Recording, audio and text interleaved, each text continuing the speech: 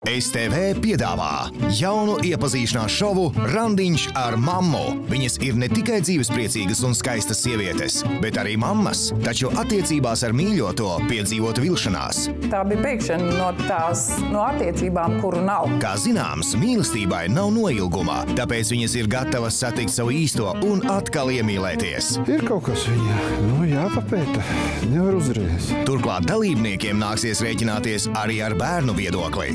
Tētim būs ļoti grūti izvēlēties, jo abas sievietes ir ļoti dažādas. Pirmais iespējas, satraukums, romantika un taureņi vēderā. Tas viss iespējams arī tad, kad tev vairs nav 18. Vēro, kā plaukst jauna mīlestība romantiskajā pašmāju šovā Randiņš ar mammu.